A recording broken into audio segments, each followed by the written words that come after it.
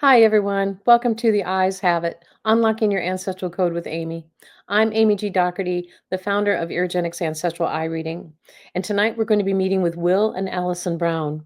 Now, Allison was an author in our first book of the Ancestors Within book series, Reveal and Heal the Ancient Memories You Carry. Since that time, she has written The Origin Story, where her husband deep-trance channels and brings in information from the 12 original galactic sources.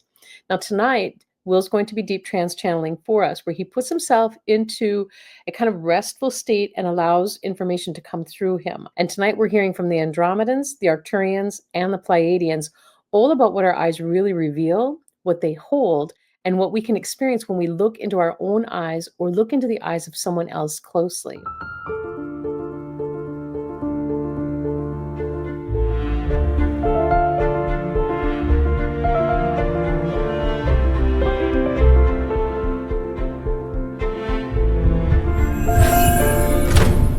Hey, Amy, it's so good to be with you and your audience. And we're so excited about what information might come through. We're going to talk to the galactics. We're going to invite whatever higher dimensional galactic beings want to share with us today about the eyes, the importance of the eyes, what they can tell us, and how it relates to our galactic ancestry.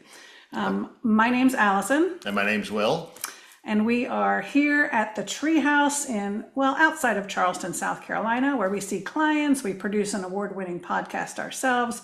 We write and publish books and all sorts of fun stuff to help in humanity's evolution. Yep. And you can check us out at palmandlotus.com, where you can find out all of the services that we provide, and both of our bios are on there, so you can dig in a little bit deeper about us. But we're excited to be here with Amy, a longtime friend of ours.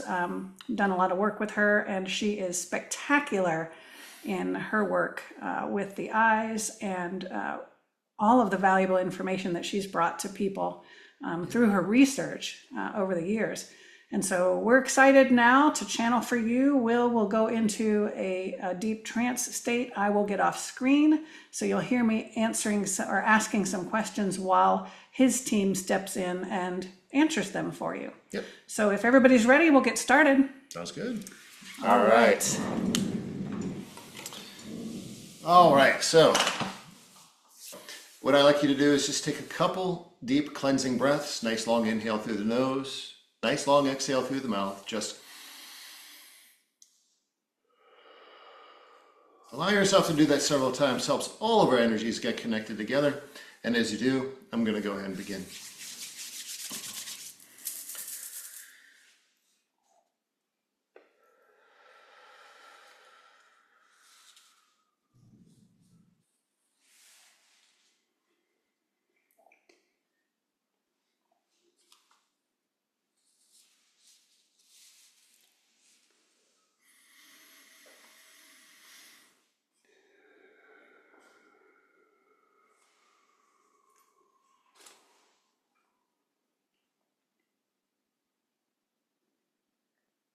Allow your awareness at this point to be centered there within your own heart space, with the expansion of your own consciousness out into the galactic field.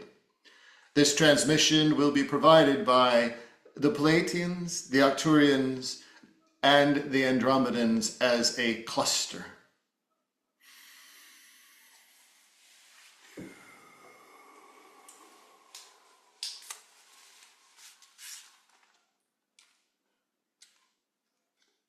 Greetings from this source point cluster. For the information that is to be brought forward is that you have before you in your questions. For the questions have already been entered into the field of consciousness, for they have already been answered, and it is through these transmissions that you will get more detail for what you seek. So as we move forward, please begin your questioning. Thank you so very much for your presence with us today. Let's start with this. Is the eye really the galactic lens to our life and our world?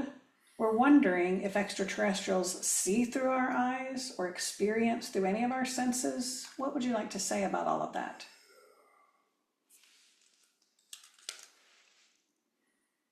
For as you have over the course of humanity peered into the night sky.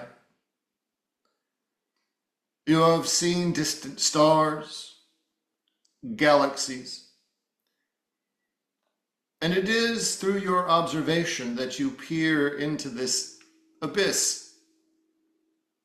Now, as technology has grown, you have gotten glimpses of these different galaxies and these different star clusters, and you understand you're peering through a window, a lens into these galaxies.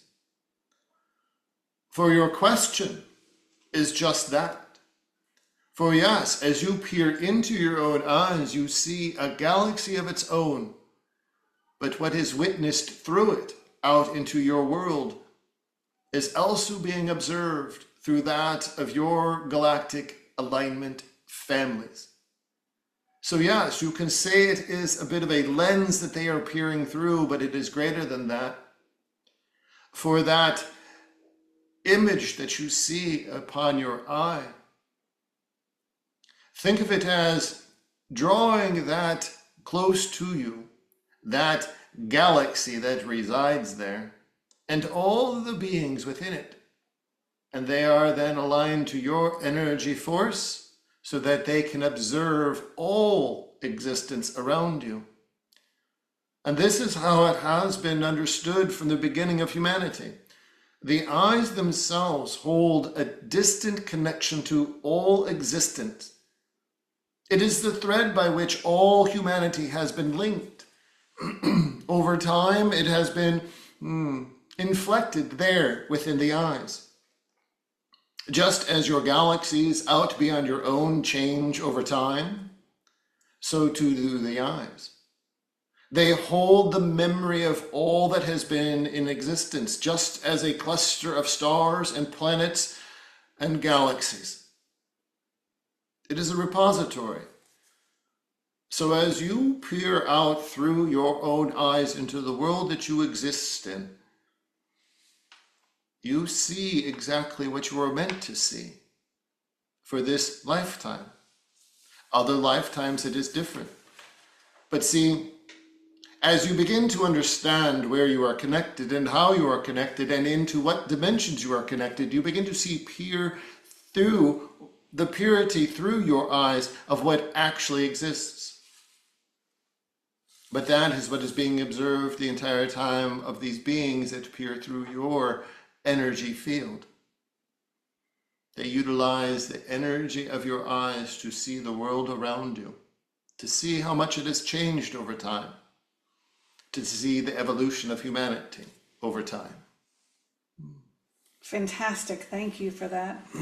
And so you've sort of described how our eyes interact with this superconscious or quantum field, but how does that pertain to humans who are blind or cannot take in visual information?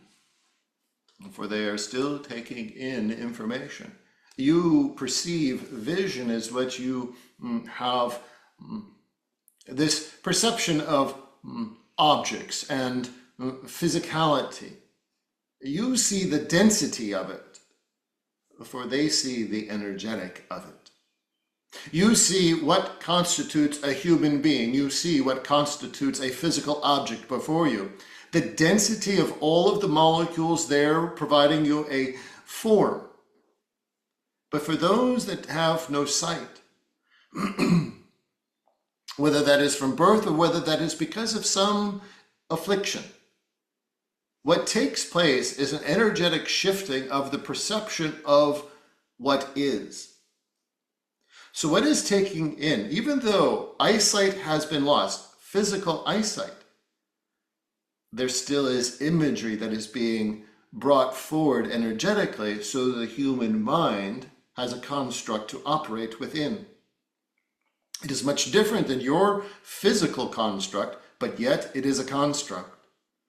So everything, as you understand it, it doesn't matter what it is, consists of energy. It is vibrating matter, if it were. You see the density of it. They see the energy of it. So they have an image of what a face is, what an object is. The hands as they begin to feel what that might be, begins to put the, shall it be understood, the framework around it. Energetically, they see an object. It's a bit abstract until their hands are laid upon it. Their hands, the energy that is then transferred, builds the construct by which it takes form.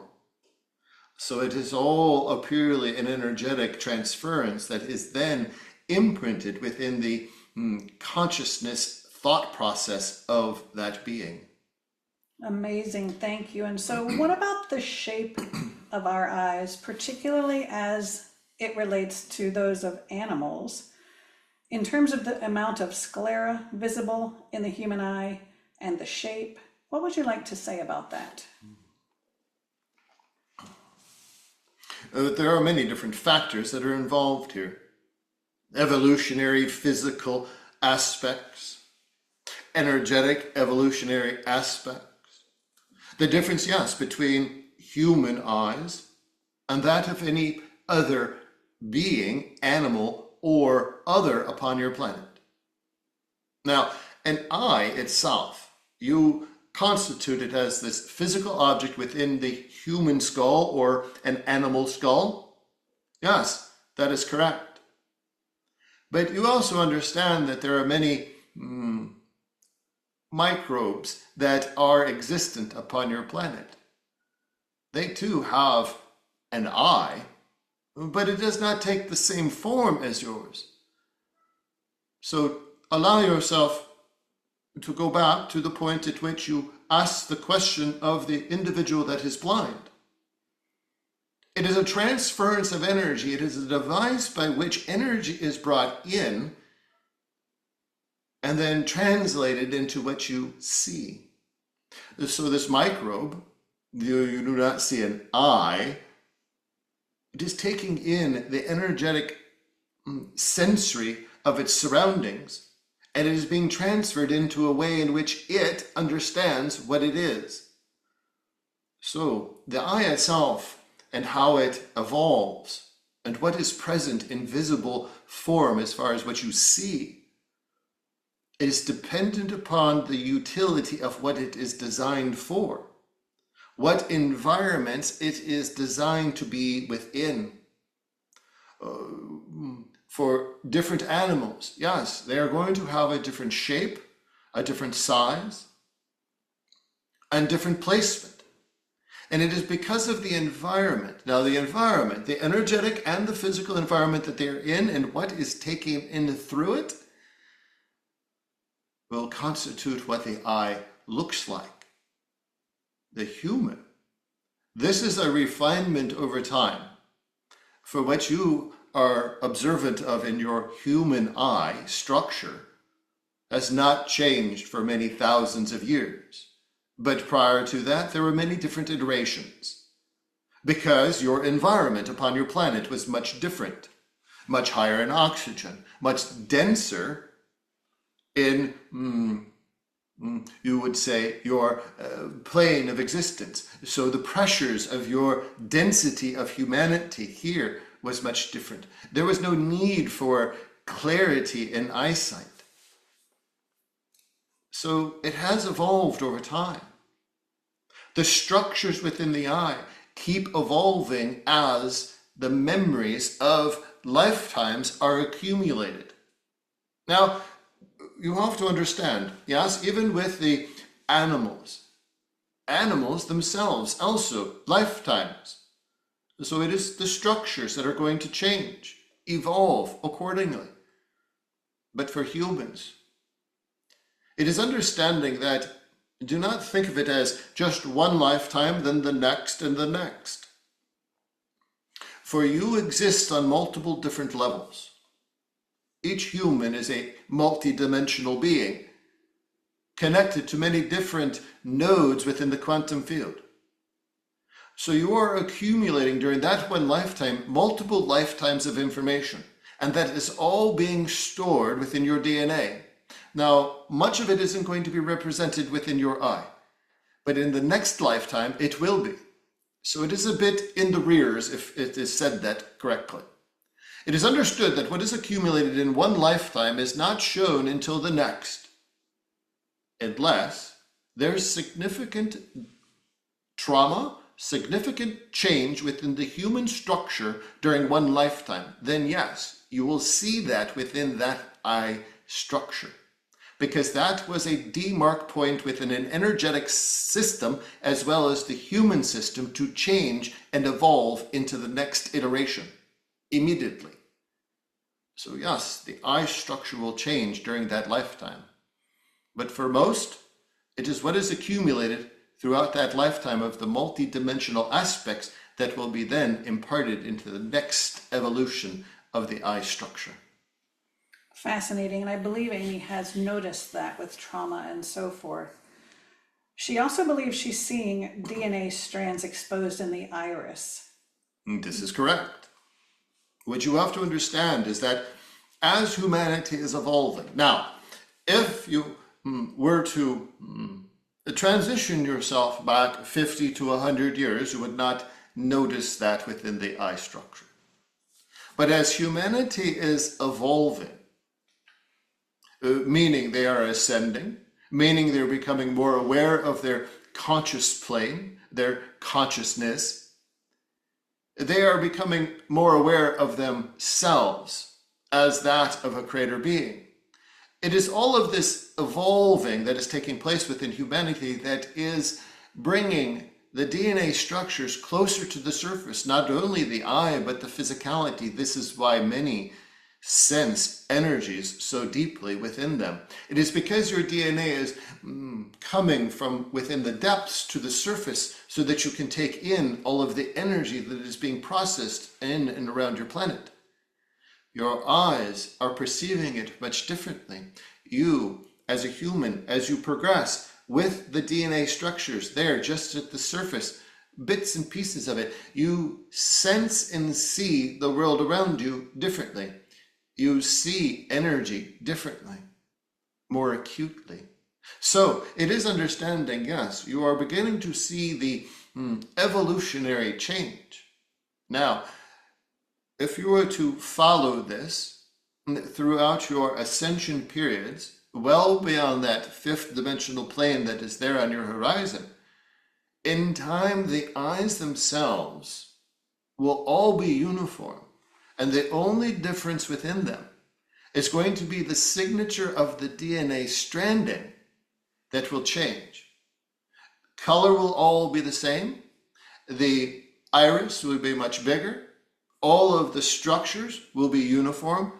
The only difference will be the stranding of the DNA that will encircle the eye itself. And this is because it is the unique signature of the being. Now, as you progress even further up, the human body is no longer even a necessary item. You become an energetic being, and there is no need for any of the density of any human form.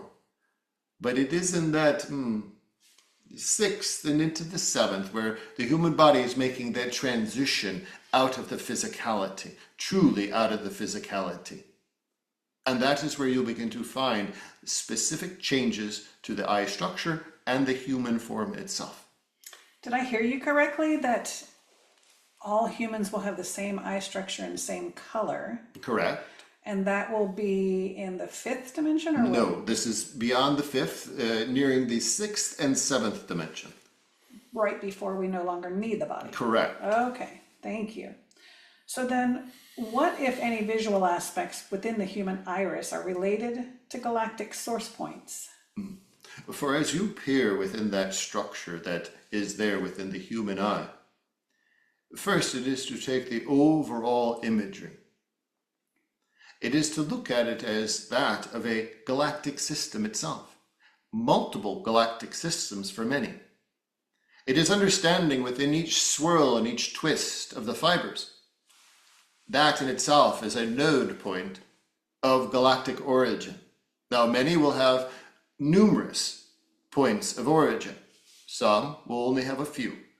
So, as you peer into it overall, think of it just as that, as a galaxy, but within multiple galaxies themselves within it. So, as you peer into it, to specify which galactic family they are aligned to. This in itself is for the intuitives to recognize. You'll begin to see the patterns, similar patterns of twists and turns that formulate a particular node, galaxy, that is then assigned to one of the 12. And you'll begin to see how that aligns over time for many. But also understand, it isn't just the 12 that are intersecting here. It is also many of the different hybrid beings as well.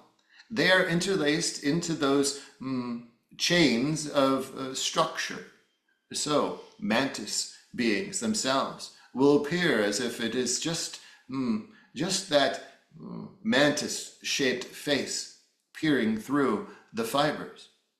That of the zetas will peer through. It'll seem as if there are voids, that being the eyes. And so on. It is understanding that all beings have been imparted. This is how your human evolution has taken place. You are the repository of these alignments. You are the repository of all of these memories. So it isn't just what you see on the surface. It is the multi-layering within it. The more that the clarity becomes of the eyes and you begin to see the depths of the structures, then will you only know how deep the information is laden within the DNA. That's really amazing, because you say, and we've heard, that the human body is actually a repository. And so all of these secrets are hidden within the body, not only the eyes, but certainly other places. Yeah, this is correct. This is a correct statement. It is understanding that the human form itself is that repository for the purest 12 DNA strands. Yes, in your physicality now, there are only 2 that are activated, but you hold the purity of all 12 within you. This has evolved over time. This has been settled over time. But you hold the memories of all of it from the beginning, all connection points, all memories.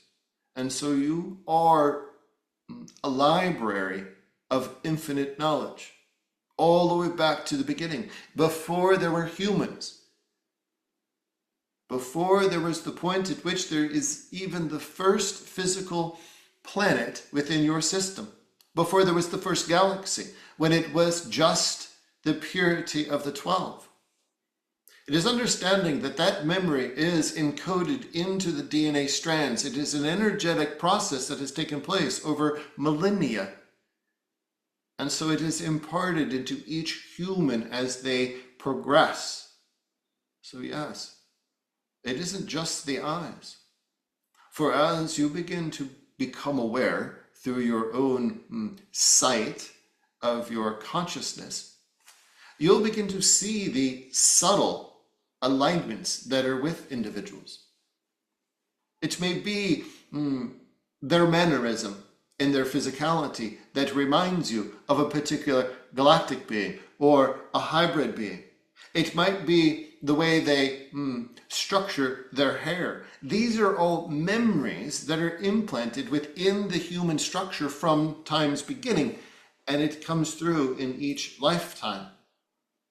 So it is this iteration over iteration over iteration of humanity that has brought you thus far, and this is why here now Ascension is there before you, because you have progressed in a manner in which you are on your own. Your consciousness is ready for the next evolution. So I have this vision of a human being found at some point by other beings, and if those beings could decode, then they could truly find out the entire history of humanity by investigating that one human body. This is precisely correct. And each human is going to have the same encoding, but yet slightly different. Why? Because each human, each iteration that you have been incarnated in, is a different reference point for the same existence.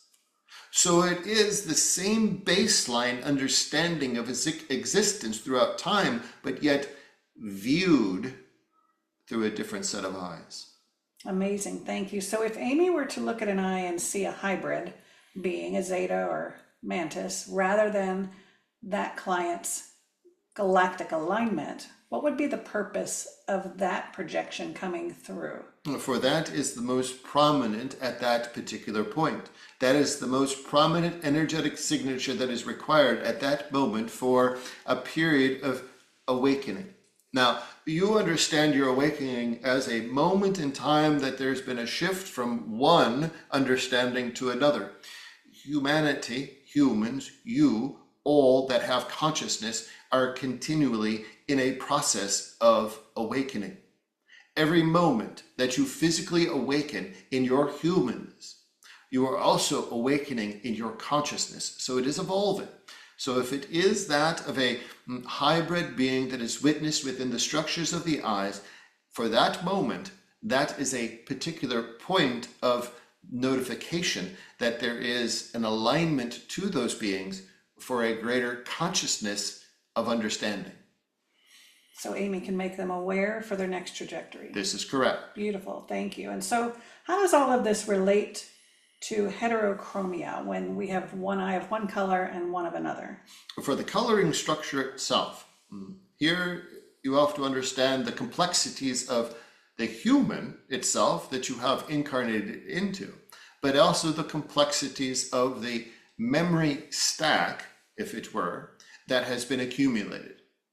So those that have same colored eyes, the memories that have been brought forward over time are consistent. Different iterations of the human, but the memories continue on the same path. Now, for those that have two colored eyes, this is where a divergent point within the memory streams, the memory stacks, have taken place.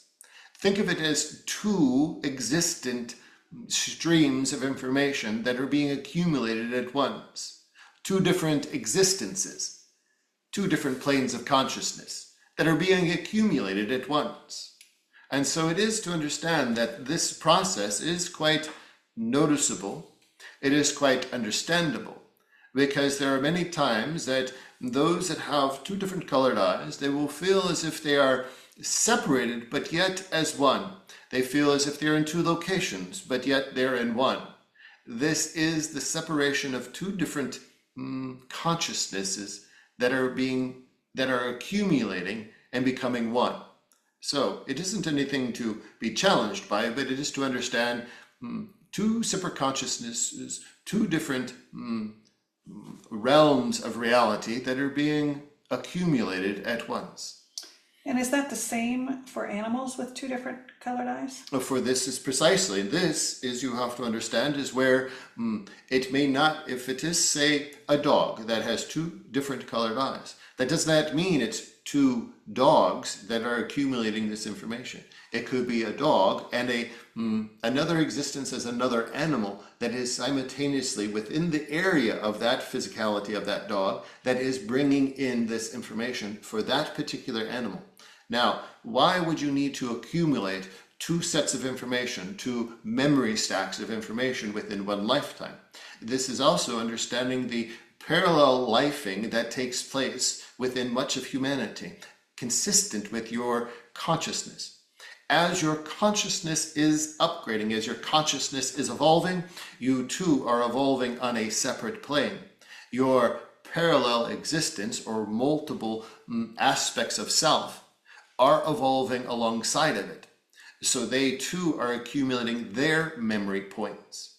So if they ever intertwine, here's where you have two separate eyes. Within animals, because many times they'll take on many different forms of different animals, here too they are intersected at a point at which it is two separate animals, but accumulating information across two different planes, all within one animal. Wow, okay. And so what about human eye colors that no longer exist on our planet? Are there such? For just as varied as there are humans, there are variations within the color structure themselves. The extreme lack of pigment, those are very, very, very rare within your humanity strain right now. The lack of pigment, meaning not colorless, but lack of, meaning it could be blue, but a very, very faint blue. Could be brown, but a very, very faint blue, almost to the point at which you barely see any color. For during that period of time, Earth itself was much different, and it didn't need the color structures to ascertain the existence around them. Think of it as living within a colorless life space, but yet there was no need to see color because everything was energetically charged, so you saw the energetic framework that you existed within. The colors came about as density took place and form took shape, and color was introduced into a manner in which it had to all merge together into one consciousness stream of information that was taken in to be registered by your human processing. So, very faint colored eye aspects are no longer. There are still a few, and they are struggling with their existence. This is different than your those individuals that have no pigment, albinoism.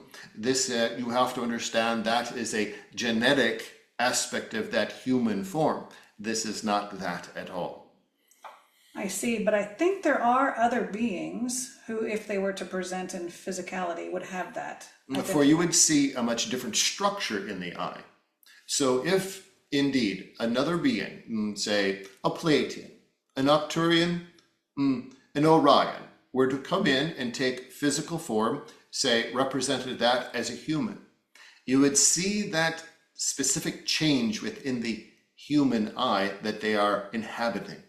The human form that they're inhabiting, their eye structure is going to, it will be very similar, but if you were to do a snapshot of that eye, the structures within it would be void of memory. It would be a very smooth looking structure. There would be no memory points. There would be no stranding. There would be no, how shall it be said? There would be no link to the past of that existence. So, from a distance, you would not tell the difference. It is only until you get extremely close to examine the structures within the eye. And the same way that they would have no human family history. This is correct. It would be for those that have very deep perception into other beings, meaning you are very connected to your cognitive abilities. As you begin to, say, examine an individual that is from a different star system that is taking a human form, it would be very difficult for you to intuitively, psychically begin to read them. It would be very confusing for you because you would have no reference point by which to connect to. It would be as if you were standing in front of a chalkboard that is blank, but yet there is some information that is there, but it is not decipherable through your consciousness. Fascinating. Has Amy ever photographed an eye of that type of being? There has been a particular set of eyes that have been photographed that are not that, it shall be said, it is not a galactic being in itself, but it is more of a hybrid approach. The energetic presence of that galactic being was overwhelming within the physical structure. Though it was a human in form, it was a human that was in existence, but was being charged energetically to an overwhelming point by a galactic being, that of its family origin. And in doing so, that overwhelming galactic energy begins to shift many of the structures. So yes, there is a particular set of eyes that begin to, it would appear as if, yes, there is structure, but it is almost as if it is muted. The structure is there, but it is as if it is muted in itself. Now, has Amy been at this work long enough to intuit that without a photograph when she meets people? For that is beginning to come online, yes. For it isn't that it has been doing it long enough. The intuitive aspect has always been present. The aspect of looking within the eye structures has given the database of information to know that this individual will have this set of eyes, and then this will cascade into this understanding and this approach to how to understand where this individual is within their consciousness and their understanding of their own existence for what is needed in their trajectory. Wow, thank you. So let's talk about now the moisture layer on the surface of the eye.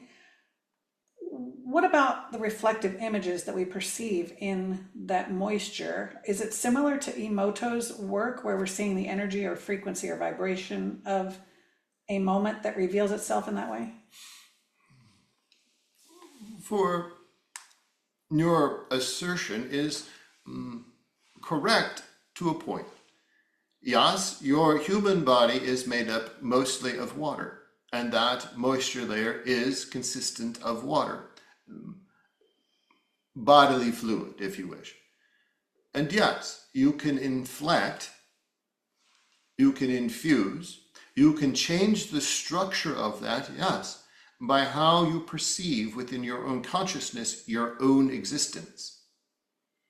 That perception, if you are perceiving your own self-worth as not being worthy enough, and you begin to speak to your own self in that manner, that moisture layer is going to change in its structure. And you may incur different challenges with the eyes. Blurriness. You may see that of different structures floating across your eyes. You also may see color changes because of it, muting of colors because of it. Or, in the opposite, you are fully aware of your consciousness and you have great awareness of self, you have great love for self, and you project yourself in that manner.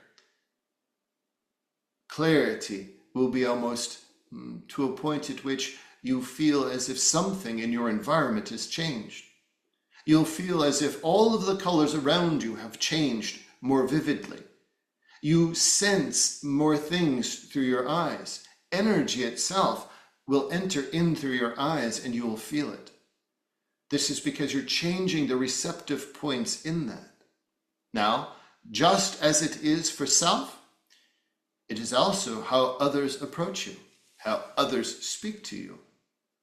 But see, it isn't just the eye structure. It is the entirety of your body. Your body being water, you change the structure of it. Others can change the structure of it just by how they present themselves. Yes, words carry the vibration, but it is also the energetic structure that they exist and exude from them, just as you exist and exude from you. So it is this understanding of how you perceive yourself. What vibrational point are you emanating at? And how you perceive others around you. Yes, you are here in human form. The human form and the human life is wrought with challenge. But it is finding that point of self-care, self-love, self-positioning in a way in which you boost your energetic framework so that you can support all of the structures within your humanness to change for the better. And in doing so, that as you present to others, you'll be doing the same for them, because it is a byproduct of how you emanate your field of energy. I see. And so not only would then the client perceive differently as their self-worth in your example improves, but would it also reflect an image to Amy to see? For it would. For say the self-worth was on the very low end, and as you begin to take an image of that of the eye, the structures that you see naturally within the eye are going to remain the same, but what you'll begin to find is a bit of a scattered pattern of reflectivity over the eye itself, as if it was marred or scratched or disoriented. But if it was of an individual that is of high self-worth, self-love, self-understanding, their consciousness is vibrating in an extremely high state, that structure within the moisture of the eye will be almost non-existent. It'll be as if it is the purest glass that you could observe through. Not a fault or scratch or impurity. It allows you to see the depth of their existence. Thank you. And that does remind me of, in the negative self-worth, for example, in Emoto's work, showing irregular structure of the ice crystals as well. Precisely. You have to understand, it isn't just Emoto and his work. It is everything that you exist in, the construct of existence in which you inhabit. It's made up by varying amounts of positivity and negativity. And this is why you live within a polarity system. It is because there has to be that level of balance between the two. This is how it has been structured for this density level. In the fifth, it'll be structured much differently. But it isn't just water or that constitutes water. The air that you breathe in, the food that you eat, everything that you do, even here, if you were to be reading a book, and it is a favorite book of yours that you've read a number of times, but you're in a place in which you are quite low in your vibration, your self-worth is a bit low, and you're not in the best place. You read the same book. It will not have the same meaning for you. You will find all of the negativity within the book. The book hasn't changed. The perception of the book has changed. The perception of the words, the vibration of the words have changed. But when you shift that vibration of yourself to the highest point, the consciousness point, and you reread the same thing, you'll find all of the positivity within it. The words have not changed. The book has not changed. It is the perception of the energy that is put off because you're inputting into the book energetically and you're receiving back out what you are putting in. This is how this realm in which humanity exists is structured. What you put into it is what you will receive. This is why through many different channelings and many different channelers, it is always said, allow your consciousness to be at the highest state. Allow yourself to remain in your heart center. Be focused on the positive aspects. Manifest the positive for your existence, for that is what will be given back to you. Lovely. Thank you for that. And so this leads into the next question perfectly. Why does Amy never see a negative image or experience in the eye, like a burning cross or a noose or something like that? For here, you have to understand, yes, even though memories have been accumulated over time, you are the purveyor of what you see. So it is within what you are for what you will see. And it does not mean that someone else would observe the same set of eyes and may see those negative points. It is understanding that it isn't always necessary to see all aspects at once. So yes, you'll see the positive aspects because that is where your consciousness and your existence is. Someone else that may be having, as you would understand, a bad day, observes the same eyes, and they will begin to see some of the challenging moments, the darkness within it, the imagery that is associated with that. And it may be at that moment that that needs to be brought through for that individual. It is all on a spectrum of understanding that each individual, as you are introduced to them, are being introduced for a specific reason. It is for your knowledge. It is for your vibrational state that you hold, your consciousness level, that point of perspective that pulls all of it to the surface as as it is said, the best comes to the top. And that is what is perceived, that is what is seen, that is what is understood, that is what is conveyed, because that is what they are needing when they come to see you. For someone else, it may be differently. Beautiful, thank you. We wonder if all timelines are happening simultaneously. How does that factor into what we see in the iris? I think you may have touched on this a bit through the heterochromia question, but is there more? For as everything is taking place simultaneously, yes, you're accumulating all of that information.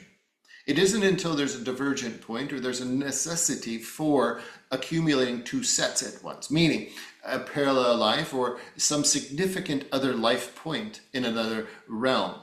Now, as it all happens at once, it is assembled in a way in which, in one lifetime, if that is how you are structured, it will be all accumulated into that data stack appropriately so that it is not of a challenge. It is there, you don't even realize you are accumulating that knowledge.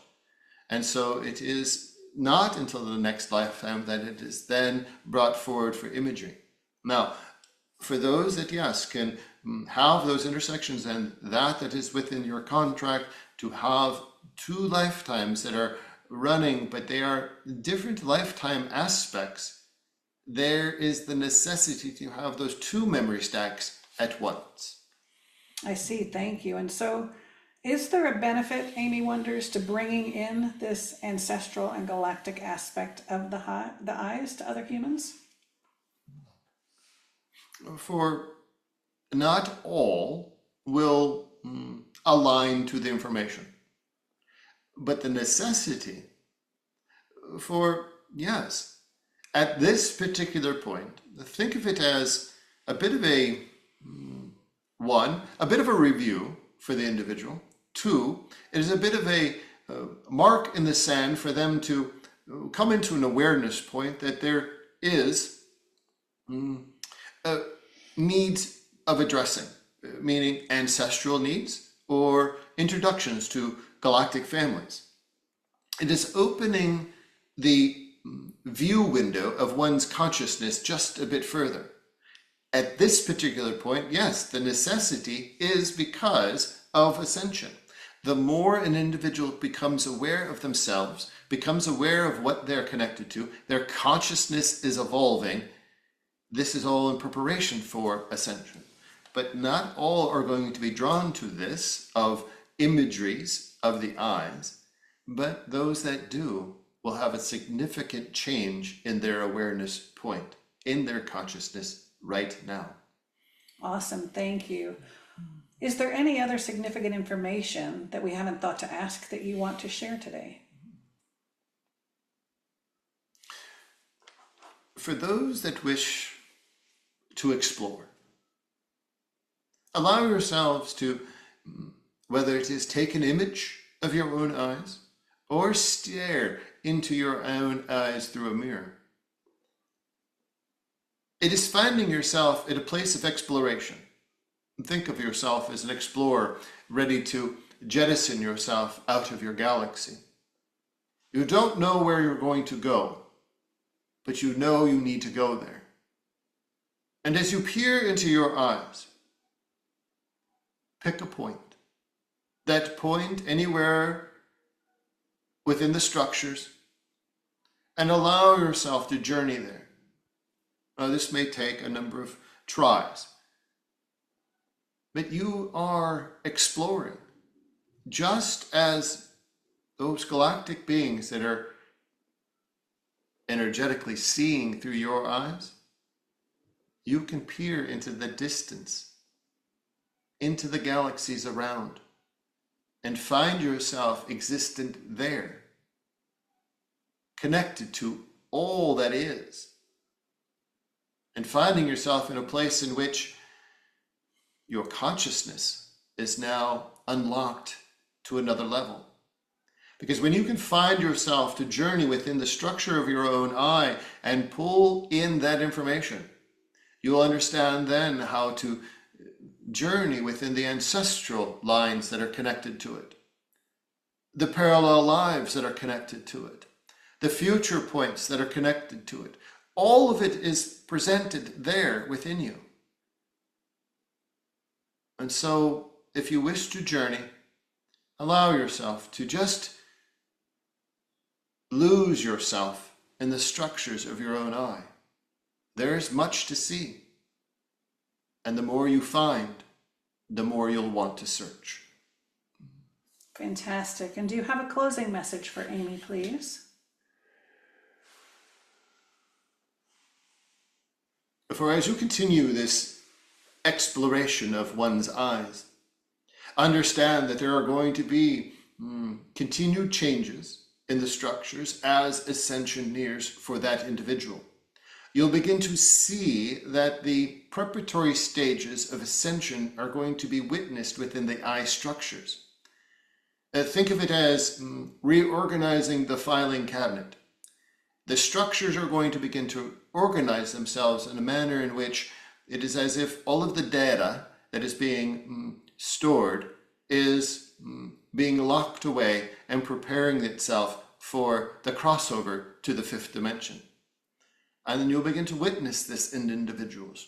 And what you'll begin to find is, yes, it will correlate with their ascension period, meaning they are on the next, we'll say, they have the next train stop for ascension.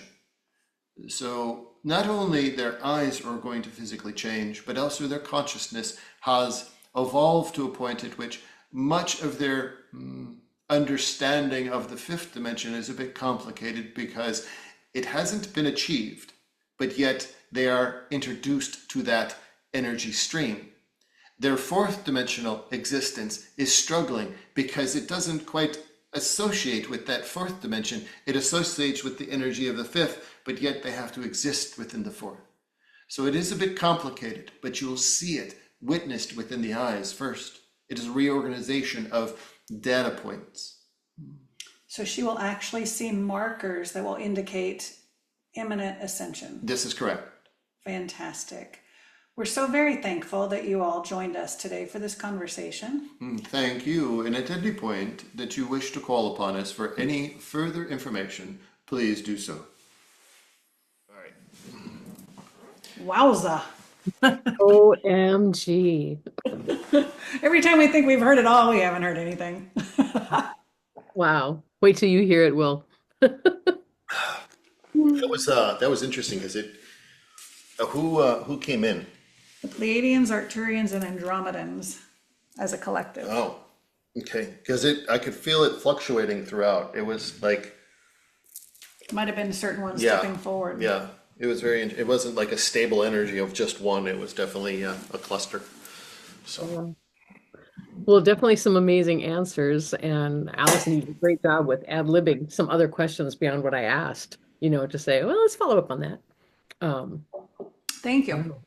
That's Yeah. how we make sure we went long enough to be able to, we might as well investigate while we're here, right? Oh, yeah. No, that was phenomenal.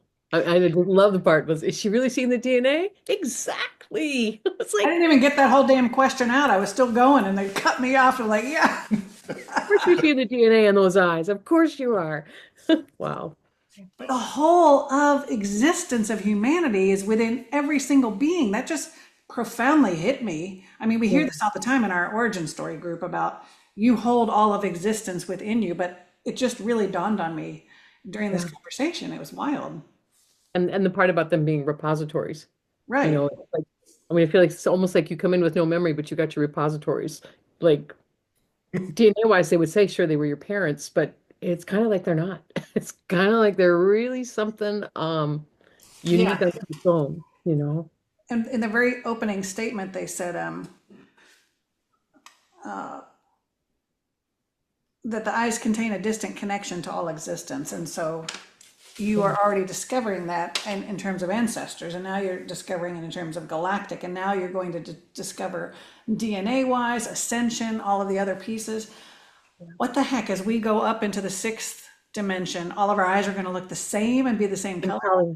They're all, yeah, same color, same structure. And the part about as we get closer to ascension, the changes that will happen, where we'll be able to see if somebody is about to ascend.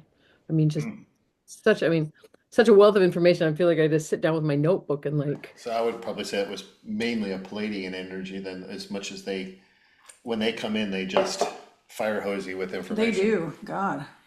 yeah, well, and that, you know, I mean, again, the weaves, the structures within the eyes, and then that those that are the palest pale. It's interesting because they were saying, those that were the palest pale, lack of pigment, are kind of those from the furthest back, the colors that may be kind of leaving our planet. And yet they say the blues dropped in 6 to 10,000 years ago, right?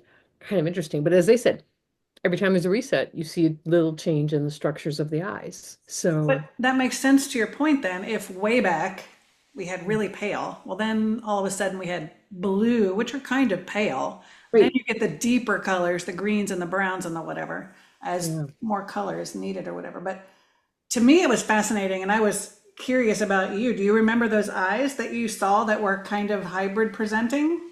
Yeah. Who, do you Yeah. remember who it was? I've got a couple thoughts. There's one set of eyes I've photographed that definitely have pigment, but they are so unique to anybody's eyes. They're browns and golds and greens and pure lace, lace everywhere. It's just like I've never seen another one like it. And I've photoed thousands of eyes, Right, right? right. But there's a couple of people I can think of where I've photoed them, and there's almost nothing to read there. They're so, it's like when the human life sort of dissipates, right? A person passes and they may have been these big people, but all of a sudden they're just gone. Like nobody's talking about them. They're just gone. It's kind of like the eyes are dissipating, Mm. right? Where there's, like they said, almost no information there, like almost nothing to read. And then the pure glass, yeah, I have seen some pure glass. So, um, yeah, now I got to go back through my pictures and find my hybrids that I've photoed, right? Well, what the reason that I was so curious about that is because when we started investigating this and this idea that there were galactics that were coming in and taking a human form, I asked, would we be able to recognize that? Remember, They said only if you are really aware and they want to communicate with you. They'll let you know who they are, but also if you were sensitive enough, you would notice it in the eyes, is what they said. yeah. So, yeah. Yeah, and it was fascinating because the reason I think about this one set of eyes that was definitely not without pigment, I mean, it was like almost hyper pigmented, is because when you asked, has Amy photographed those eyes? Has she photographed those eyes? The answer was something to the effect of they've been photographed. They were photographed. Not like, yes, she photographed them. I don't And know. I that, didn't take it that way, but I'd have to re-listen to it. I sensed that. well, it just made me think because that set of eyes that is so unique is one that a friend of mine photographed Oh, and sent. okay. Okay. You know what I mean? Where I was like, Gotcha. So then I was wondering, is it a set that I've actually taken, or did someone else take them, but I have them Oh, maybe. Yeah. across my purview? And now with the app being out there, I mean, Yeah, there yeah. you go. Everybody can take. Yeah. Everybody can peer. This whole idea, though, too, of you're going to start to learn the markers of ascension. What the heck? Well, we both talked about it. You and I said it. We're like, what if we find some whole new thing that we didn't even know was in there? Oh, yeah. And even with all this information, you're still going to find new stuff. Yeah, it's true. Well, as you said, it's important to peer into your eyes. And Will's talked about that from his reading. He said, sometimes he'll pull up his picture and he'll just look around and Yeah, yeah. see what's in there and see something new each time. And they kind of said, yeah, that's important. That is part of taking you to the next step. And the thing is, you can take your own iPhotos with your cell phone. I mean, that's the whole point of the app that we just created is that people can go get their own iPhotos and start looking at their eyes. I mean, I see pictures come off a cell phone that are every bit as good, if not even better than my 35 millimeter Yeah. macro lens, right? I mean, you can get a great shot now. Yeah, I kind of feel like it's like getting any other kind of reading. You're going to get what you need at that moment. And Yep. so it's whether you're drawn to an eye reading or this or that. Exactly. You get what's in the moment. Like they say, the node points and the light points. You get and that's is the one thing is that the images that are on the surface, those that I see in the moisture, those are different every time we take the pictures. They're different. If you take a picture 5 minutes from now, you'll get different images than you had 5 minutes ago. That part's always cool. So literally, depending upon your internal state of being, whether you're in, a negative frame of reference or a positive, determines your perception, is what basically they said. And we have heard this, but it's literal. Dan's always thought that about me reading eyes. He's always thought that it's, because people will say to me, "Oh, I'm afraid of what you're going to see. Ooh, what if you see them?" And I'm like, it's not going to happen, I promise you, because I only see good. Sometimes people had difficult times, but that's not really what you're seeing. You're seeing the essence of the moment and the love and what they're transferring forward. And yeah. Well, and that also goes to what we understand as practitioners in terms of certain practitioners are there for certain reasons. And so like Candace Carl Goldman always talks about how she never encounters nefarious beings, attachments, entities, any of that. Other ones get it all the time. So it just depends on what you're there to help them with or whatever, or who's drawn to you. Thank you, everyone, for watching tonight's season finale of The Eyes Have It, Unlocking Your Ancestral Code with Amy. It's been an amazing evening with a lot of really incredible information from Will and Allison Brown. And in our next episode, which will be our season opener for season 2, we'll return with Will and Allison to go through the information that was covered with a lot more questions and a little bit more in-depth look at the information they provided. Also, keep in mind, you can always get the app, My Eye Origin, and download or upload your eye photos and start taking a look at your own eyes to see what they reveal to you.